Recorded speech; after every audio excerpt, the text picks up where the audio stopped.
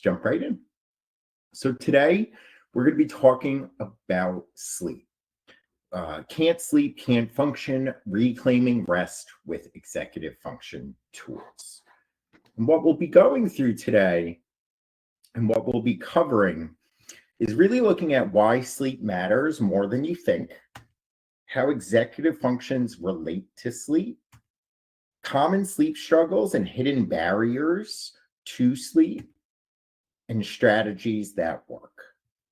And then we'll actually use a real life example to go through the process of addressing sleep challenges. So first, why sleep matters more than you think. I'd love to ask all of you, and you can either comment in or just think about it, but how well did you sleep last night? What has the last week been like? Is your sleep consistent? Are there ups and downs with it? Really understanding and thinking about our sleep is often the first step to understanding why it's so important. One of the themes that you'll hear throughout this webinar is that we often approach sleep like it is a reward. It's rest for ourselves. But it's not just that. Sleep isn't just rest. It's really about your brain's recovery and regulation system. Your brain is doing very important work while you are sleeping, not just resting. And we often just associate sleep with my body feels tired, but there's so much more that happens when you sleep. So when you get a full night's sleep, and I will say a full night's sleep is different for everyone. The amount of sleep that they need for their brain to work at optimal capacity is different. But when you do get one, it boosts your focus, memory, mood, and decision making. So one of the first things that is disrupted by poor sleep is your executive functions. So if you're feeling physically exhausted, before that physical exhaustion even kicked in, your executive functions have probably been impacted. So understanding that this can be a warning sign for us, but executive functions are they're hidden. You don't see them in action as easily as feeling physically tired. So you might not even be noticing fully the impact that poor sleep is having on how you are managing yourself and how you're efficiently running yourself. So you might think like, oh, let me just push through this day. But pushing through is more of a short-term survival tactic as opposed to a real strategy. It's not sustainable. That whole pushing through is really working at like 50% of your capacity just to get to rest again. So when you're pushing through, when you find yourself pushing through, I really want all of you to take away, and anyone that you speak to about this, to understand that you're bringing 50% of yourself to the table. 50% isn't science-based, but it's a good compass to help you understand that when you are pushing through, you're bringing 50% of yourself to the table.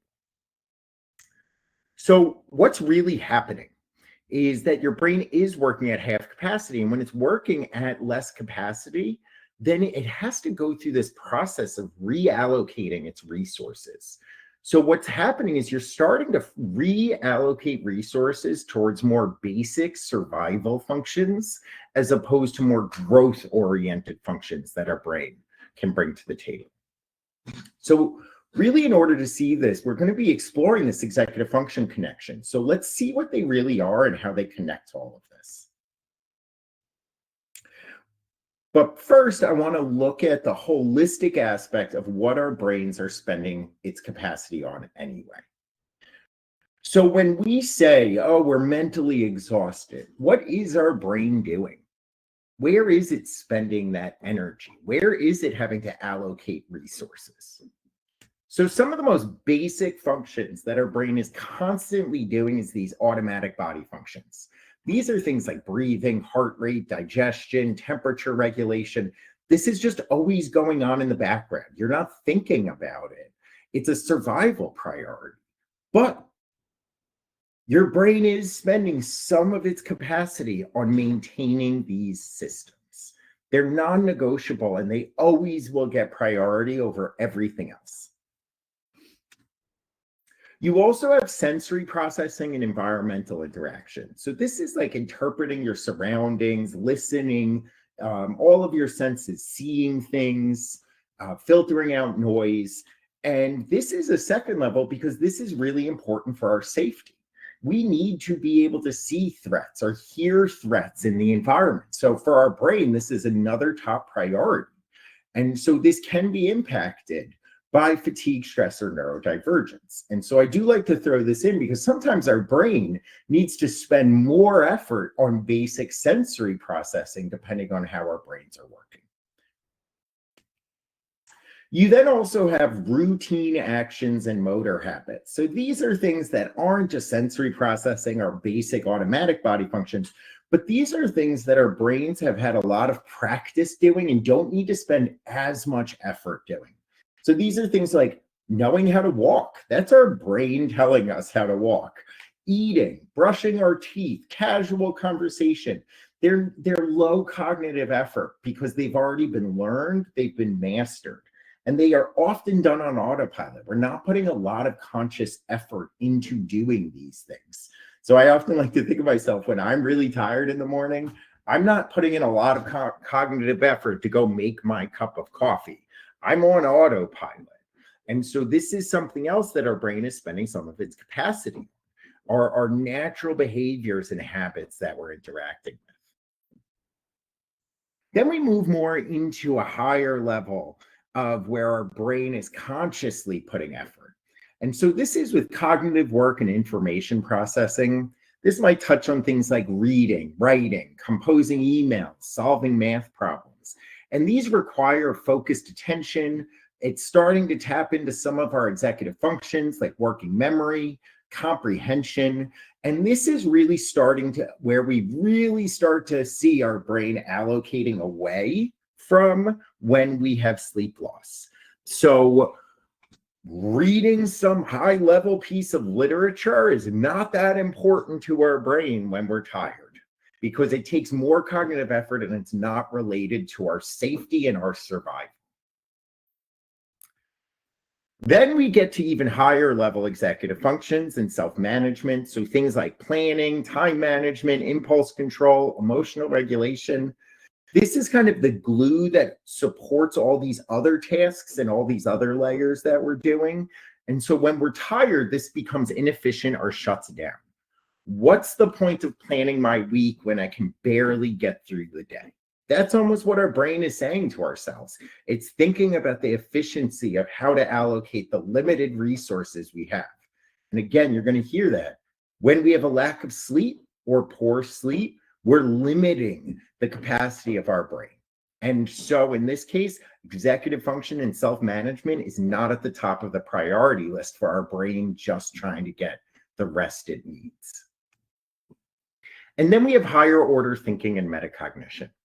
And so these are higher level skills like goal setting, reflection, insight, empathy, strategic problem solving.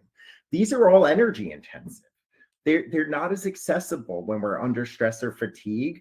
And this is where growth and long-term planning live. This is not about getting through the day. This is about how do I maintain long-term growth for myself, for my relationships, for my career. And so this is one of the first things that our brain is like, not important to do today because we're tired. So this concept of rounding the bandwagon. So our brain, when it's tired, has this coping mechanism of reallocating resources.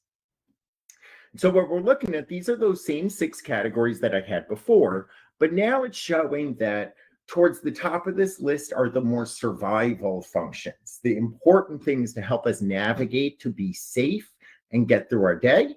And then towards the bottom are more of these growth functions of our brain, of higher level planning, of learning, of growth, of more in-depth thinking, things that aren't so related to surviving through the day, but more about our long-term growth. And so what's happening is twofold. One, when we have a lack of sleep, we have a more limited capacity than when we get a full night's rest. So our brain is working with less to be able to accomplish the same tasks. But not only that, these more basic functions actually take more effort than they would if we got a full night's sleep. So it's not only that there's a scarcity of our brain's capacity, it's also that things that maybe take this much energy and thought when we're fully rested now are taking this much energy and thought. So it's a twofold process. Less sleep decreases how much we have, and then it also is increasing how much we need to use for the more basic functions. So what then is also happening is that because of that higher effort and a more limited capacity, it needs to reallocate resources. We can't do as much higher order thinking because we need to allocate more resources to just sensory processing and making sure that a car is not driving into us. So where we might have a full night of rest, and you're able to cross the street easy, you look both ways, you're barely thinking about it. A lot of people nowadays, they're like on their phone, crossing the street, this kind of multitasking going on. But when you're really tired, you actually probably slow down. Crossing a street takes a lot more effort because you need to spend more brain capacity to make sure you're safe. So your brain is doing the most rational thing. It's prioritizing your immediate survival needs. And so what's actually happening behind the scenes is there's a bit of a fight or flight response where we feel threatened. When we're tired, we feel threatened. And so what this often looks like is a mild ongoing stress response. And so I'm sure many of you, when you've been tired, you really feel you're quick to react, you're snipping at people, you're just on edge because your body is sending signals that you're not safe, that something isn't going right. And so now even more of your capacity is going to protecting ourselves. And so when we do get good sleep, it removes that stress on our body that we're tired. And it allows our brains to return to a state of balance and reflection. And so where does this really play in action? I don't know if you guys have ever had like a poor night of sleep, and if you're working professionals, maybe you've had to cancel a meeting because you just weren't going to bring your best self. Maybe you'd snip and like get angry at other colleagues and things like that. And so what you're doing is you're starting to think about, am I bringing my best self? And so understanding that rest really isn't just about making our bodies feel more awake and rested. It really is about giving our brain the ability to reset and bring its best capacity to each day. And I do just really want to highlight, this is not a character flaw. This is just your body's normal, rational reaction. So it's that rational brain capacity allocation. And so it's almost a bit of a paradox. Your brain isn't failing, it's doing the best it can with depleted resources. But the problem that we often see with the lack of sleep is that pushing through is not just, it's not the long-term strategy to addressing this problem. Let me just get through the day, because we're going to explore a bit of this cycle that happens, that a lack of sleep makes it harder to get back onto a sleep schedule, which then leads to more lack of sleep, which makes it harder to get onto a good sleep schedule and address it. And so this is the paradox that we're going to be exploring a bit. So before we get into the paradox, I wanted to just quickly do a brief introduction to executive functions. And for more in depth, you can look at some of our previous webinars. But if we're going to be talking about them today, I did want to make sure that I presented a bit over. So executive functions are your brain self-management system. It's often referred to as the CEO of your brain. And these skills are what's helping us plan and organize and manage time, regulate our emotions, regulate our energy, follow through on routines or goals that we set for ourselves.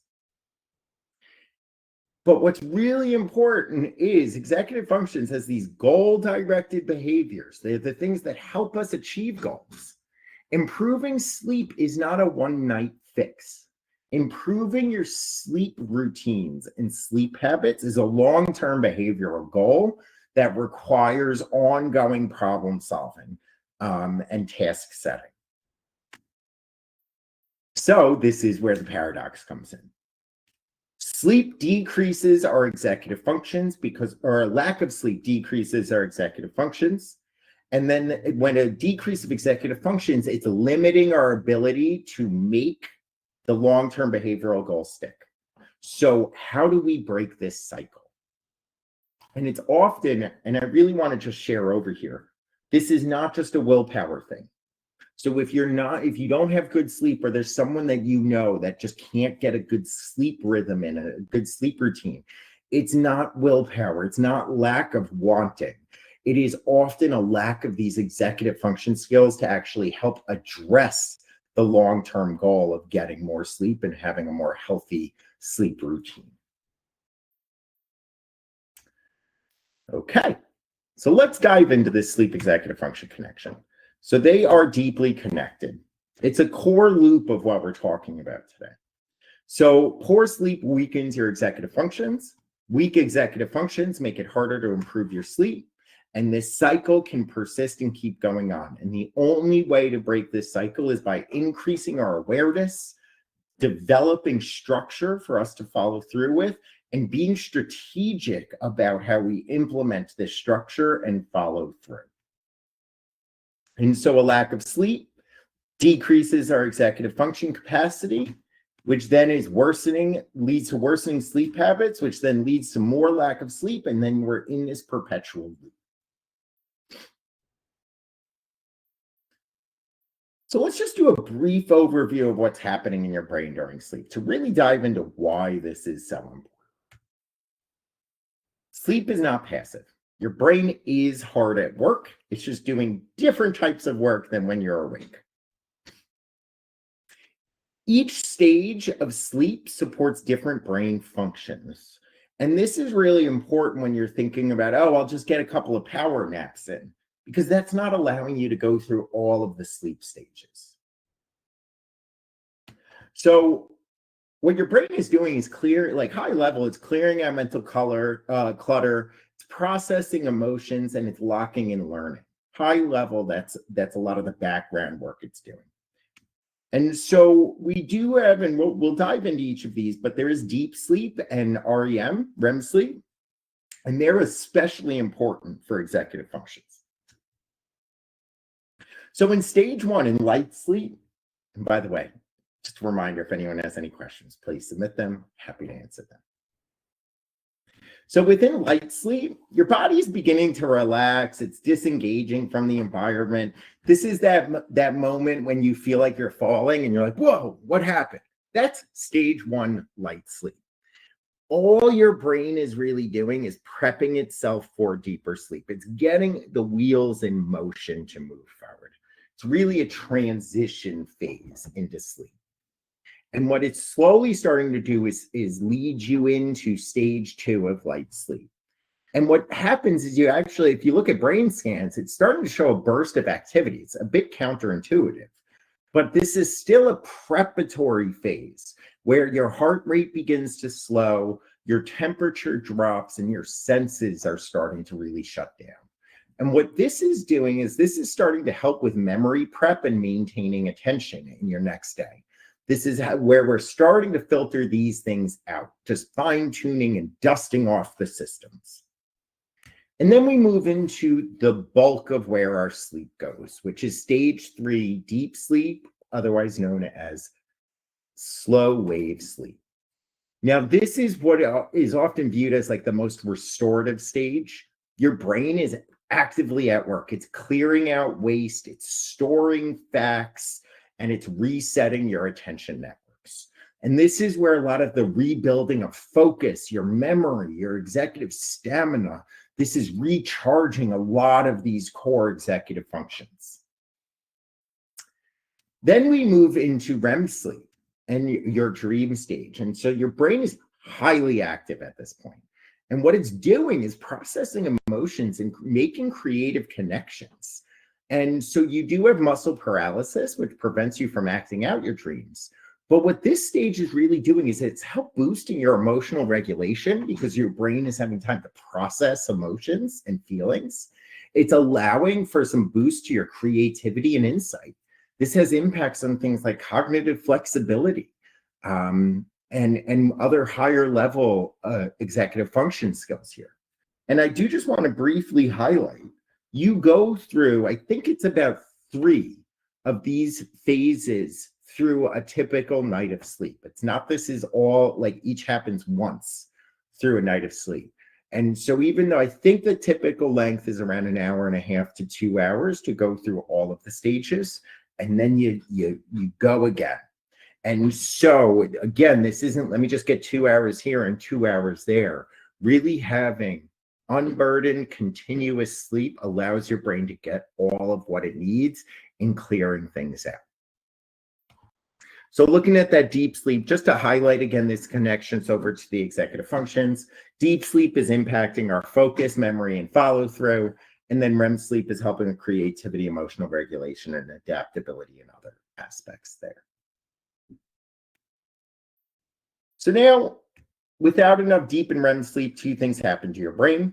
So that lack of sleep, there's less time that we're maintaining our executive function systems in our brain, cleaning things out, clearing things out. Let's dust this off. Let's get this primed to be able to work the next day. So we're decreasing the actual maintenance of our executive function systems. But then, as I mentioned earlier, there's also less capacity being allocated towards EF, towards those executive functions. So again, this is tackling it from 2 ends. Our brain is now not allocating as many of its remaining resources to executive functions, but those executive functions also did not go through their maintenance phase in your night of sleep. So what does sleep deprivation look and feel like? So it doesn't always just show up as feeling tired. I'm sure many of us have woken up, we're tired, and we have a big cup of coffee, right? And we don't feel tired anymore. Doesn't mean our executive functions still have not been impacted, or some of these other factors that we may see. So what does it look like? Irritability or overreacting to the situation. I don't know about you, but when I've interacted with some people the next day after I've gotten more rest and I feel better, I look back, I'm like, wow, I must have been really tired because that was an overreaction. Impulsivity or poor decision making, trouble focusing or following through with things, avoiding tasks that you normally handle with ease, feeling overwhelmed by simple tasks, losing track of time or misjudging how long things take, memory slips. Why did I come in here again? What was I looking for? What did I come to the fridge for? And tunnel vision and rigid thinking. Now, really what this is looking at is it feels like you're working harder just to do the basics. You're avoiding things that you would normally handle, and you start getting more frustrated with yourself because it should be easy, but it's not. And again, this is not a personal failure. It's your brain triaging under the stress that it's under. And again, lack of sleep is a stress. It's a biological stress on our bodies. So more sleep deprivation is leading to just more of this energy being spent on our basic survival. So these are all signs that of this other larger impact of sleep deprivation. And it's really important to highlight all of these impacts because this is how we increase in our own head. When we're staying up late at night on our phone, we need to constantly remind ourselves the consequences of a lack of sleep, because that's how we're starting to build up the case in our brain that sleep is a top goal. It's really important for us. Okay. So some common sleep barriers. So these are just some frequent obstacles that clients that I've worked with or we've worked with at New Frontiers that have brought up about when we talk about sleep. And many of them are tied to executive function breakdowns, and we're going to dive more into that. So bedtime scrolling with blue lights on their phones, keeping them up, racing thoughts or overthinking right before bed, irregular schedules, or just having no routine where there isn't any consistency to sleep. So that looks like something like, oh, I went to lay down because I had to wake up for a 9 a.m. test exam or a 9 a.m. meeting. But I haven't, like, I need to go to bed at 11, but I've been going to sleep at 2 a.m. and now I'm sitting in bed at 11 and I'm wide awake. Well, that's sleep barriers because of those irregular schedules. We also have bedtime procrastination. Just one more thing. And this actually in almost the zeitgeist right now, this concept of revenge bedtime procrastination. This feeling that we owe to ourselves this time to just be on my phone or do this. My day is so full. I deserve this. And so what that does is that pushes sleep back. We also have stress or anxiety that spikes at night. So when we aren't getting to things during the day, then all of a sudden, right before bed, it becomes the most important thing for us to address. Late caffeine, sugar, or heavy meals. Again, you can see how this ties to executive function. If we're not planning out when we're having our caffeine and understanding its impacts on our bodies, or maybe it's self-monitoring and being able to tie that when I have caffeine after 5 p.m., I'm up until 2 a.m. Trouble winding down or transitioning to sleep. So that shifting from one task to get into sleep mode is another sleep barrier that we often see. And a lack of structure for sleep prep or tracking progress. So it's really understanding that it's not just, oh, sleep time and why can't I go to sleep? Often setting ourselves up in these barriers are not stemming from the 30 minutes before you want to go to bed. There are some that have to do with that, but some of them have to do with the full day. Let's point out the stress or anxiety that spikes at night. What could we have done to try and address that stress or anxiety before it was bedtime? So just to broaden, this is not just a after 9 p.m. problem that we're trying to address here. This is more holistic. And I do want to emphasize, it deserves that much attention because sleep is so important to our basic functioning. Now, the one other thing that I want to share out, these barriers to sleep often pile up, and it's often not just any one thing. It can be a combination of a lot of these. But we want to solve and try to address them one by one, because if you try to address everything all at once, you're probably not going to get to any of them. So you might want to tackle one or two at a time instead of trying to tackle everything at once. And this is not an exhaustive list. There's plenty more barriers to sleep, and you might even have some very unique barriers to your own sleep. But this is just to start giving us this framework of how we think about these barriers and what we can do to address them. So I wanted to go through just some quick tips for reframing sleep, how we think about them and how we try to address it. And so these tips are coming from coaching and real world trial and error.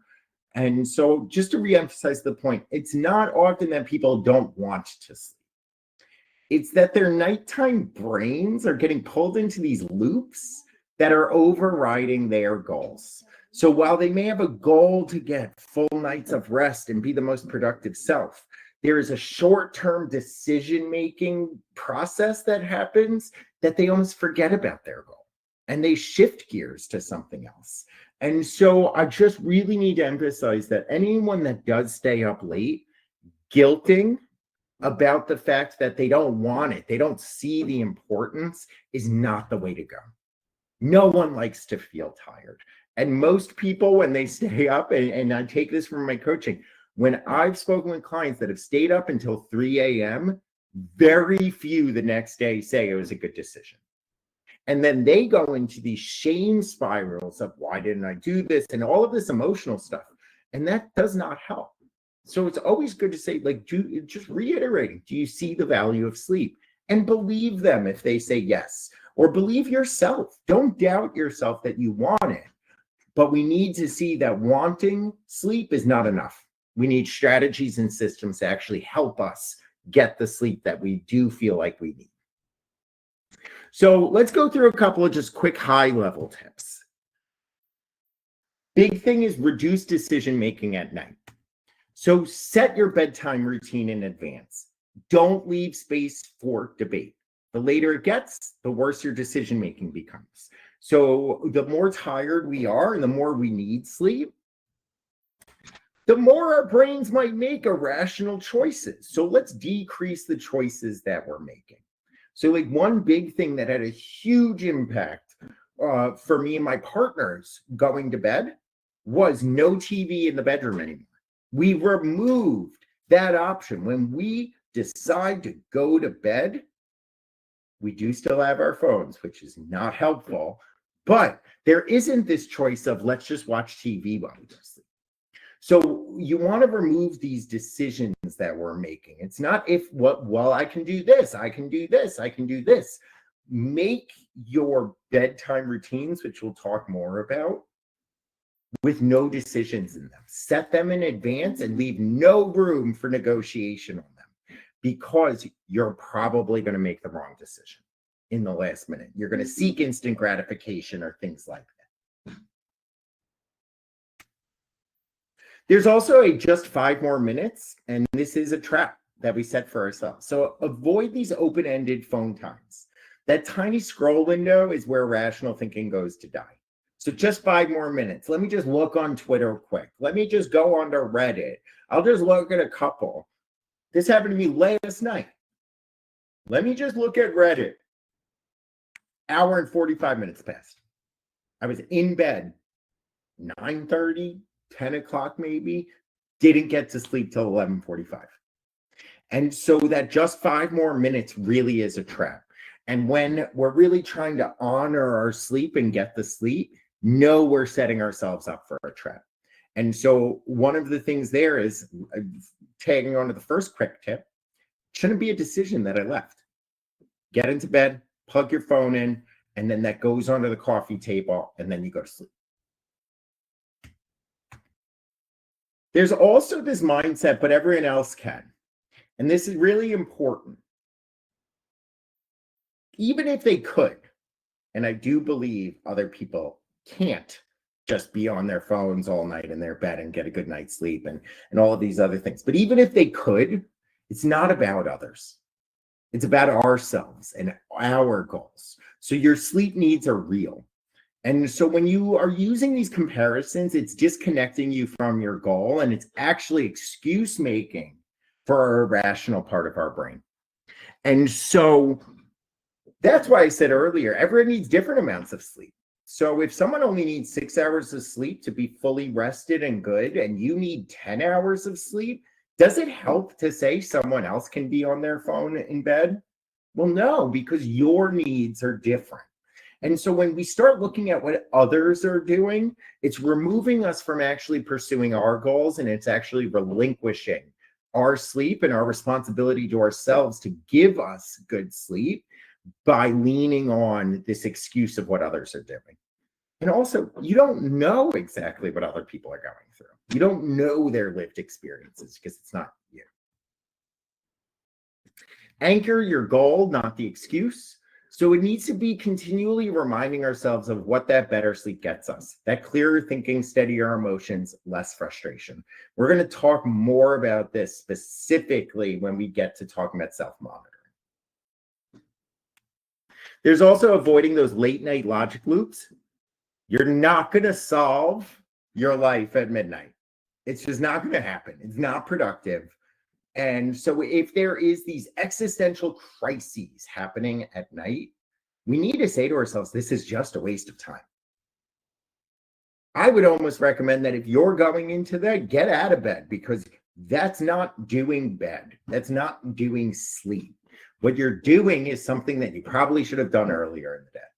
So let's stop lying to ourselves that this thinking when we're rested or when we're in bed is going to help us, or this thinking right before we go to bed is going to solve our lives. If anything, mental note, write it down, get to it tomorrow when your brain is rested and ready to tackle it. So recognize that sometimes your brain is spiraling at night, and we need to learn to identify these cues and find some coping mechanism to compartmentalize that, to address it at a better time later. But 12 a.m., when you really should be focusing on getting to bed, is not the time to address it. And gather evidence for yourself of why sleep matters. Just like some other long-term goals, you need to tap into some of these strategies to maintain your effort. Sometimes it can be a visual reminder. And so sometimes take a picture of you when you're not rested and take a picture of you when you're fully rested and have them in your bedroom. Look at them or somewhere right before you're getting ready for bed and ask yourself, which one do I want to wake up as tomorrow? Who do I want to be tomorrow? The decision of who I want to be tomorrow is happening right now. And so whenever we have some other long-term goals, we do try to build in this evidence basis of convincing ourselves that it is worth the effort to accomplish that goal. And so we will talk about some self-monitoring and sleep logs that can help build up evidence. It depends on the type of evidence that's more motivating to you. But understand that you can build evidence to help convince the back of your brain the importance of this. Don't just take it, like if you just say sleep is important, but you're not getting sleep, maybe some of the strategies is to actually continue to convince ourselves really that sleep is important, to really believe it and really act on it. Okay. Nothing in the chat, no questions, but always just a little reminder if anyone has anything.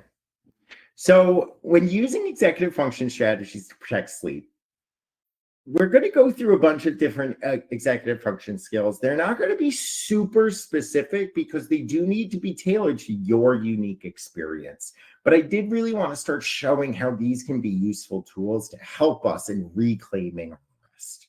And so just understand that this is not about perfection. It's not about using all of these tools.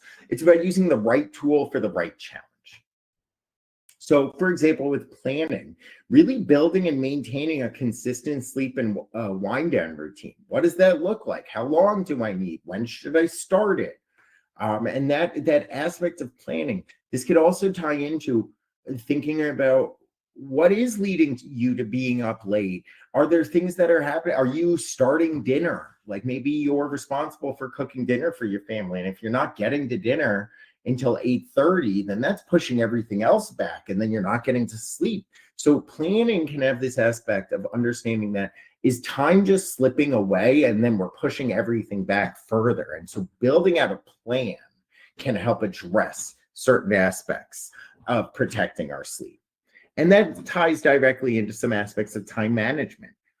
Just like we allocate time to work, we allocate time to hobbies, we allocate time to being on our phone, to watching TV.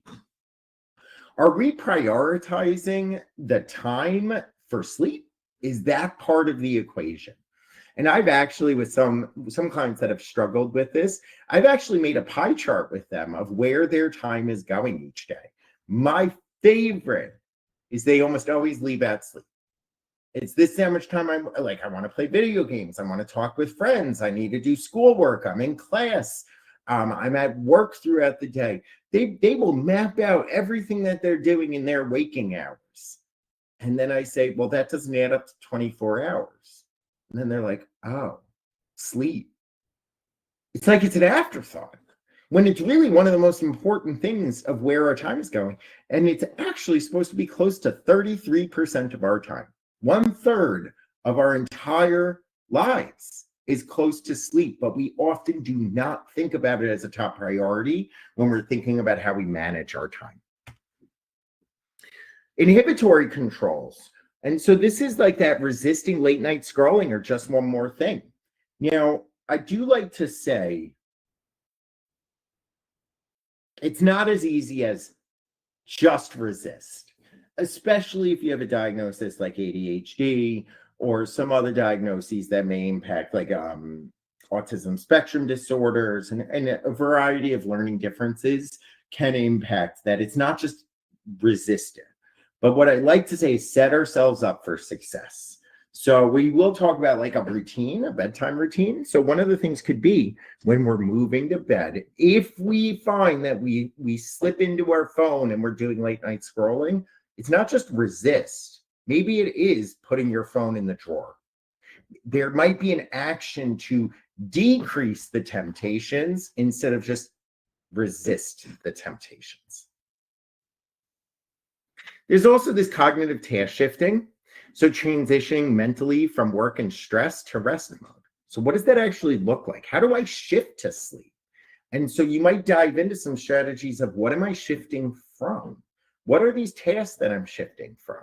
So if you find yourself binge watching TV, we need to think about what does that shift from TV to sleep mode look like? And how can I actually build out a transition from that? Self-monitoring, as promised, we'll talk about it a bit more on the next slide, but this really is helping us notice your patterns and adjust in real time. So this is really, almost think of this as our executive function tool to diagnose what's getting in the way of getting a good night's rest and good sleep habits. But it also can be used for the evidence gathering.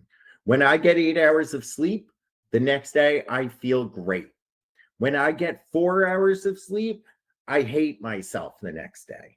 And so this can be some of us really making those connections of what is sleep leading to, what are the consequences of a lack of it, and what are the benefits of getting enough of it. There's also the goal-directed persistence. So staying committed even when it's tough or inconvenient. So that's a little bit of what I was mentioning before. How do we stick to the goal? How do we not let these disruptions happen? And what's really important here is understanding, and this ties to some of the self-monitoring. I'm getting older. I used to go out a lot, but now when I go out on the weekend, I go out on a Saturday, I'm thrown off. If I don't get to bed at the time I need to, I'm thrown off until like Tuesday. It takes me that long to get back onto it. And so really understanding that even one slip up can make it that much harder to get back on track. And so that can make it hard to stay persistent with this goal. And so maybe there are some goal-directed persistence strategies that you need to work on to really target, to help you stick with all of these other strategies that we may be putting in place. Metacognition, a little bit on the self-monitoring piece, reflecting on what's working or not working in your sleep habits and how that's impacting you. How is that impacting your cognition and your brain function? And then prioritizing. Are we choosing rest over other late night wants or obligations? How beneficial was that extra hour on Reddit last night? Not a lot. I wish I had that hour back, and I wish I had it as sleep. So I do just like to say, like, we're not born, these skills develop. Inhibitory controls, a lot of these core executive functions, there is a development in our brains, but I want you all to understand that we can work on these skills. We can build strategies around these executive functions to tap into them better. Okay. Oh, and then goal setting. So defining clear intentions around sleep and recovery. What is the tangible goal? What is the SMART goal about sleep? I want to get 8 hours of sleep a night. I want to be in bed by 9. I want to be sleeping by 10. That way I can then track how I feel. And I want to commit to this for 2 months to see. Really setting an intentional goal, not just some abstract goal of I want to be rested. Okay. Now, I know a lot of those were very abstract and high level, and that's because there's not specific executive function strategies that are going to work for everyone. There is a bit of a journey of figuring out which strategies you should be using and how to tailor those strategies to your brain and your circumstance. But what I will say, if you don't know where to start, if you don't know what to work on, start with self-monitoring. It's a foundation not only for better sleep, but it's often a foundation for most goal setting and moving towards and achieving goals. So self-monitoring means noticing your habits, patterns, and signals that your body's sending. And so sleep struggles often stem from some of these unseen or misunderstood routines. So we need to notice all of these aspects of sleep. We need to notice what's leading to a lack of sleep. We need to notice what happens when we don't have enough sleep, or what happens when we do have enough. We need this feedback loop to help us understand where the problem's starting, what the consequences are, and what the benefits are of all the work you put in to get better sleep. And so we can't change or know what to change if you haven't observed. So once we're starting to observe clearly, then we can really pinpoint our efforts in an area that's actually going to make a difference. So we want to hold up a mirror, not to judge ourselves, but to better understand what's really going on. So this is the crux of sustainable change, because not only is this helping us start with strategy development and being efficient of where we're focusing his efforts, this also helps us know if those efforts and strategies are working or not. So self-monitoring is helping you spot what's disrupting your sleep, track progress over time, and adjust strategies as needed. The basic thing with self-monitoring is keeping track. What strategy or what did you do? So these can be things just like, what time did you go to bed? How did you set yourself up to go to bed? What time did you wake up? And then how did you feel the next day? Gathering data to understand what's really going on. So here's a sleep self-monitoring tracker. I just did one row to plug in. So with something like this is a more extensive one. I'm happy to share it over, but really I think what's most important is to build in something that you think is sustainable. So just briefly looking through, this has the day, this has the goal that we want to go to bed. This has the what time was I actually in bed by, right? My favorite is when someone's like, yeah, I need to be sleeping by 11. And then I ask, what time did you actually get into bed? And they're like 11:50 or 10:59. Like, did you think you'd fall asleep in a minute? Think that was going to happen? And they're like, well, no. So that there's almost like that transition cost that happens. That transitioning to sleep takes time. So we have a bedtime goal. What time are we in bed by? You can estimate. If you have an Apple Watch or other tracker, you can actually know exactly or close to exact of when you fell asleep. But if you don't have one, you can just do a rough estimate. So an estimate of the time you fell asleep. When was your wake up time? You can have a column or not about the actual sleep duration. You can ask yourself, was it easy to fall asleep or not? You can start getting some feedback in terms of what was your energy level like. And then you can add in some context so that we can reflect on it. So I was reading emails for work. That's why I was up. I wanted to be in bed, sleeping by 11, but I went to bed at 10:45. So there's an hour and 15 minutes. What was I doing? What was the context? Well, I was reading emails for work. Why was I doing that? It was Friday. Why would I be doing that for an hour? So silly, right? And so when you do a tracker, it's almost helping you zoom out to see when we are being irrational and where the problems are. This could have very well been a planning issue. Why was I reading work emails Friday, 11 p.m.? Well, did I not know when else I would? Did I not have a plan to get to those emails at a more appropriate time? So that's why the self-monitoring tracker helps us better diagnose where the issues really are stemming from. I did want to share over just like a simplified one. This is just as useful, being able to just come in. What time was I in bed by? When did I fall asleep? When did I wake up? Context. The main thing is being able to see sleep, not just as a day-to-day thing, but zooming out and seeing the bigger picture to understand better what's going on. As a coach, these are all, if there are sleep issues, these are often the first things we're trying to figure out, because how can we help you with strategies if we don't know where the real problem is? What is the root problem? And so self-monitoring is the lens for us to see where the issues really are coming from. So just some more real life strategies just to tie back in. Some of these are just simple low lift actions that clients have found pretty effective that I wanted to share over. So there's an evening brain dump. So if you find that you have a lot of ruminating thoughts at night, oh, I just saw there's 2 questions. Just quickly see. I will get to these 2 in a little bit. Okay. So we have an evening brain dump. So this is often if you have ruminating thoughts, so you're repeating thoughts in your head right before bed, and you have nowhere to put them, and so you're trying to process all of this stuff before you get to sleep. Try an evening brain dump. Write down your worries, your ideas, your to-dos. Put everything down. Get it out of your head.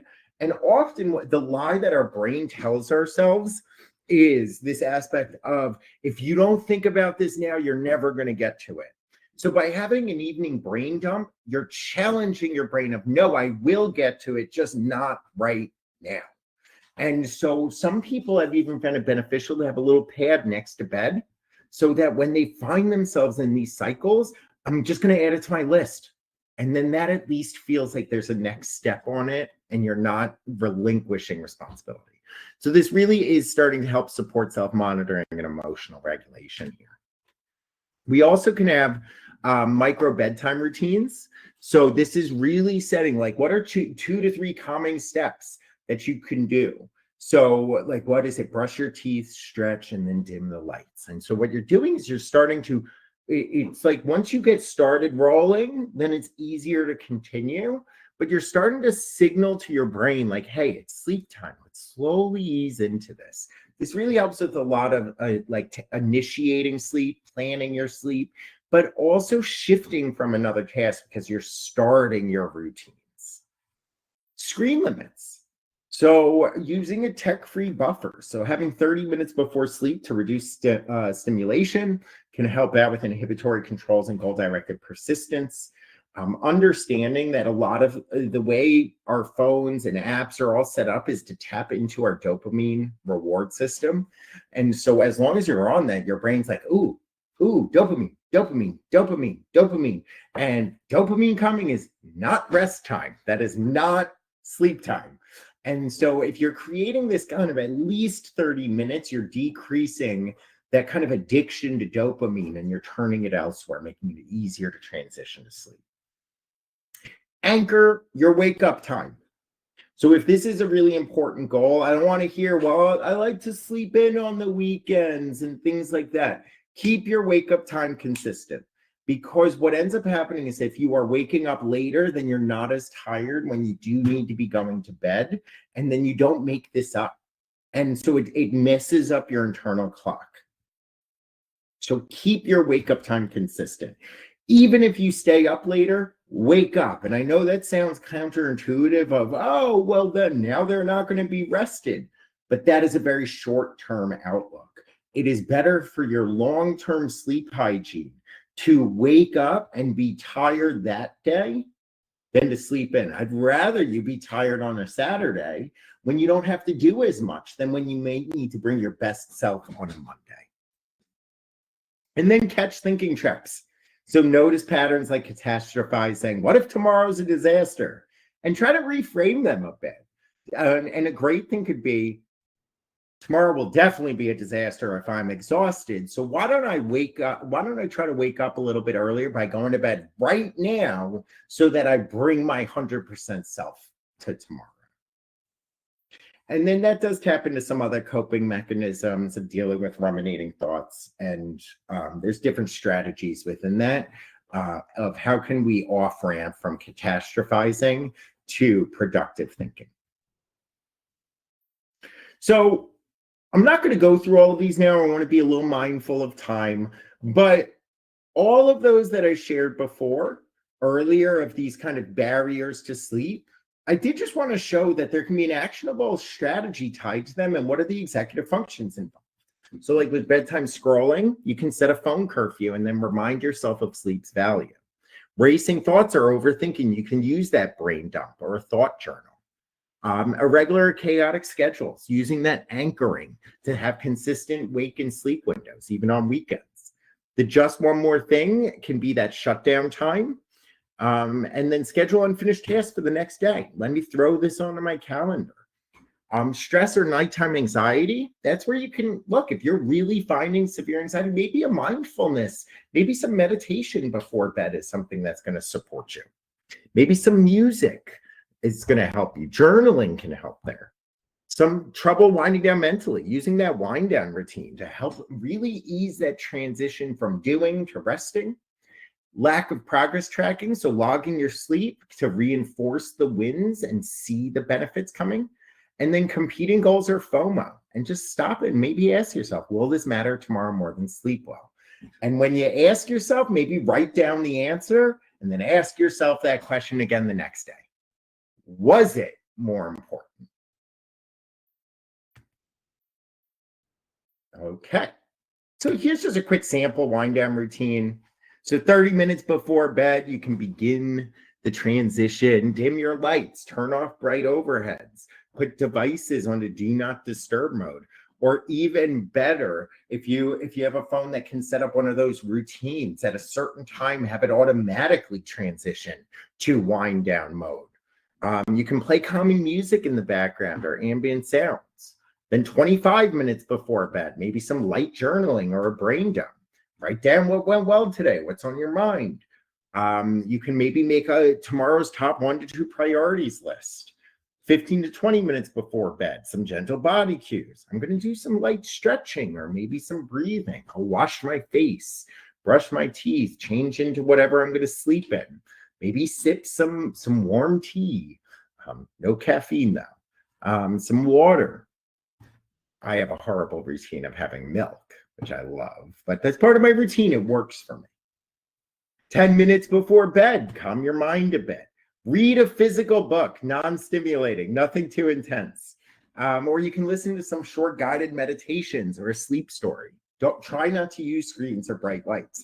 This is a great example of how you can do habit pairing. So like if you find a really good book that you enjoy, not so much that it's stimulating that you're going to keep wanting to turn pages, but you can look forward to reading at night if that's your time to read. It is what you're doing is you're finding something that you enjoy so that it makes it easier for yourself to say, no, I don't want to use my phone. I'm really looking forward to read my book. And so you're rewarding yourself by pairing something that you enjoy to do with something that you might not enjoy as much, getting ready for bed. Bedtime, get into bed with intent. So get into bed only when it's time to sleep. It's helping to train your brain. So if you go into bed and this is a horrible habit I have. I get into bed, I pull up my phone and I open up Twitter. Horrible habit. But just like before, when I mentioned about we no longer have a TV in our bedroom, that was a very key. This is not supposed to happen in the bedroom. Bedroom is for resting. TV is not resting.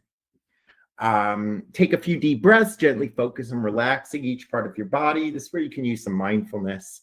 And then remind yourself, my job right now is to rest. Everything else can wait, and I'd rather bring my 100%.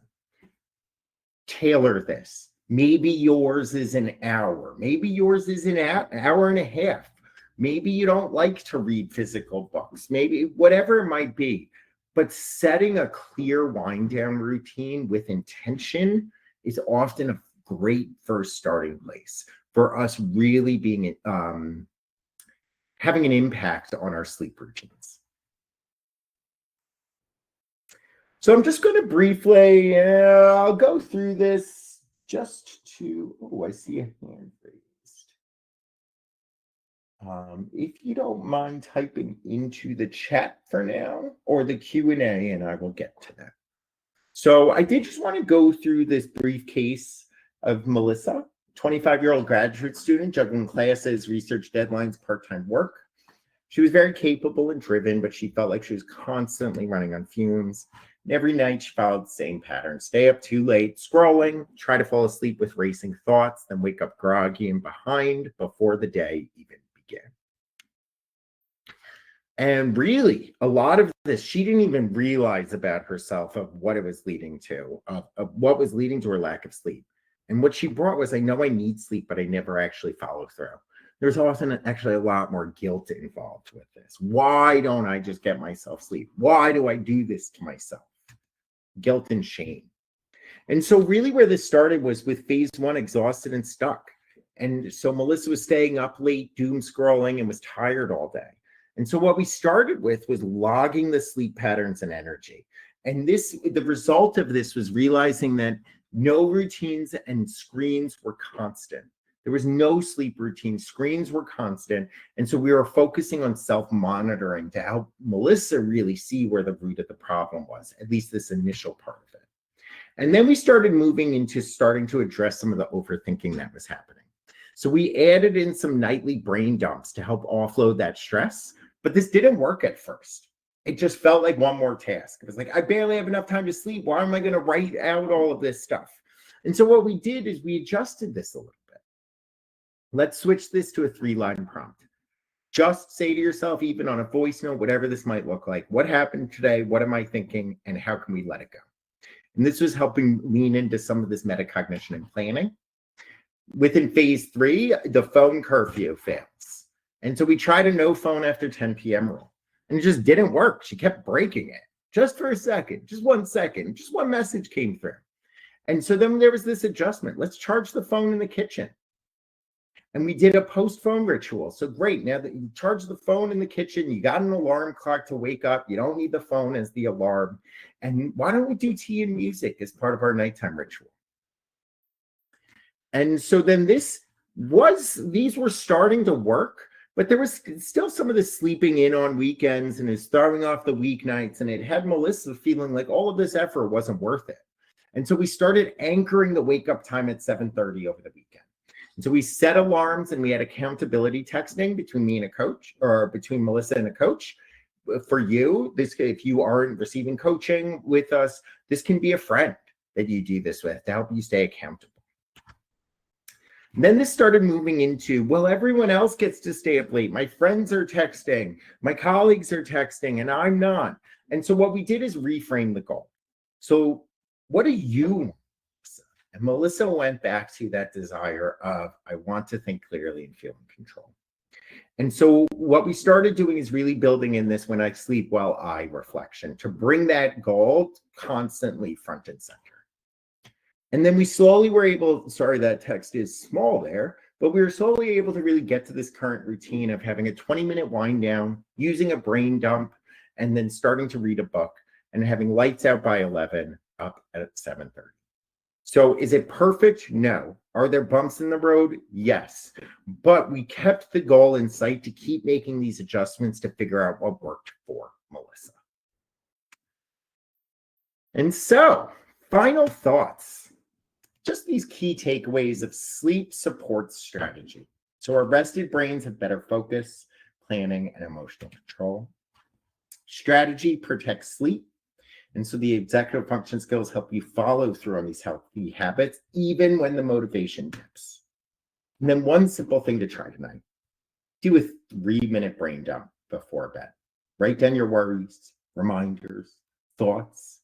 Clear the noise out so your brain can rest, and then use that brain dump to help inform what you do tomorrow. See if they're still important. Is it something to get to? And you can also try and ask yourself, what nighttime patterns are helping you show up clear, calm, and focused? And what's quietly making everything harder? We often know the answer, but we feel guilty to share it. And when we're guilty to share it, we need to go back to, but is this goal worth it? Is my pride more important than my rested brain?